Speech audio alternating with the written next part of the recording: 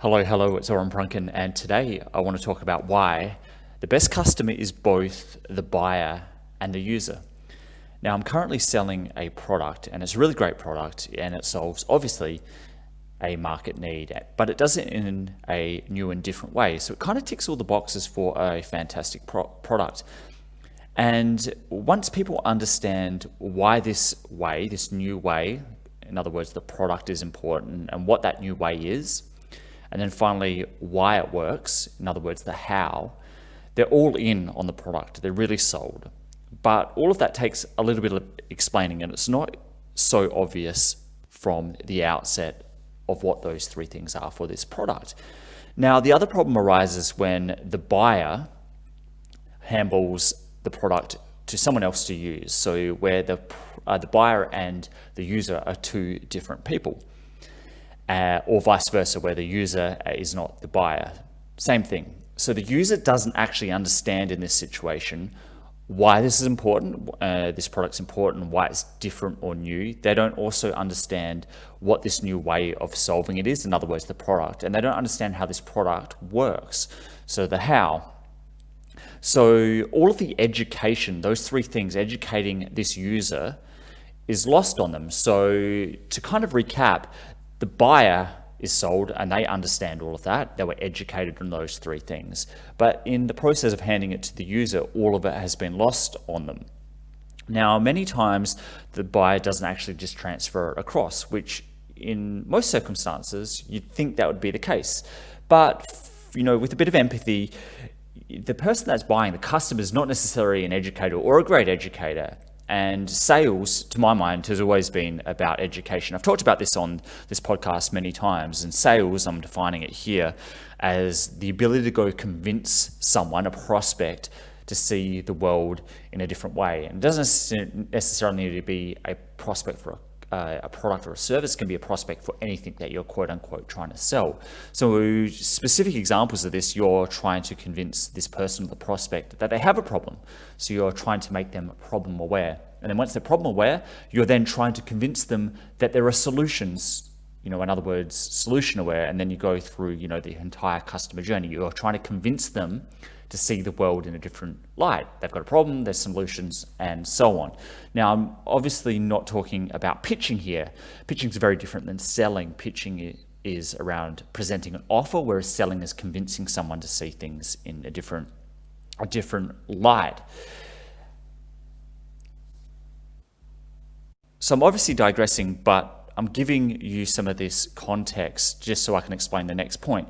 So when we're selling, us as sellers, we actually need to go back and sell the user once it gets transferred to them because they haven't got any of that education before. We've already sold the buyer, but we need to now sell the user on that because that transfer, we can't guarantee that it happens. And most of the time, as I said, it doesn't actually happen. So the realization that I'm happening going through this sales process for this new product that I've got is obviously, I've alluded to it, the ideal situation is the person using the product needs to be sold. And ideally that's both the buyer and the seller, but buyer and the user, I beg your pardon. But the next best thing is to educate the person using it. So in other words, sell them. Again, I've alluded to this. So it's the selling of the product that highlights the importance to this user of why they need to go use it. So another way to explain that is normally when a user goes through a process of doing something, the implementation doesn't happen by itself. The user actually has to go and implement it. Now, if you're building a product or service, ideally, when most times, that's actually speeding up or automating the implementation process the user has to do normally. You're saving them time or you're saving them effort in what they normally need to do. In exchange for that, they're buying your product to fulfill on that. So unless the user has already been sold by the buyer, they won't see the value in this new and different way.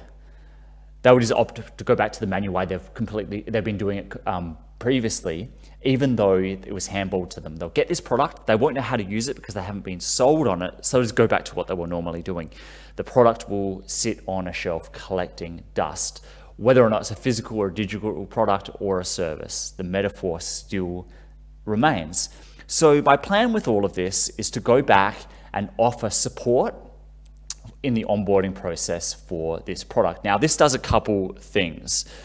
It resells the buyer. So if the buyer and the user are the same person, it just resells them on what they've already purchased. I sold them one time, they went and purchased it. I'm now reselling them as they're getting onboarded to use this product. But if the buyer also handballs it to a user, so the buyer purchases, the buyer was sold, then the buyer purchases, then they handball it off to the user.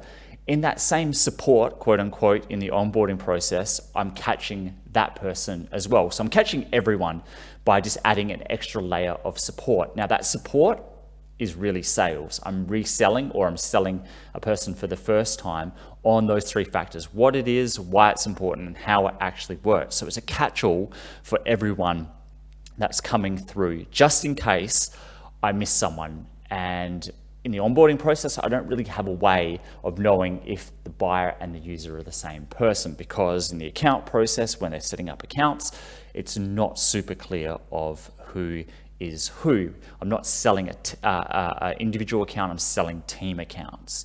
So for you, if you've got the same problem, how are you going to do something similar? A catch-all for everyone to make sure that everyone that's coming through, whether it's the buyer or the user, or the buyer and the user is the same person, how can you sell them or resell them on why what you've got is important, what it is, and how it works for the product that you, or the product or the service you're selling, and how are you going to go do it? Something to think about. It's definitely something that I am now implementing in my sales processes. So hopefully this is really useful. I love hearing from people, and like always, please hit me up with any questions or comments that you have around this and what you're doing within your brand and your business. And until we talk next time, I hope you have a fantastic day, and goodbye.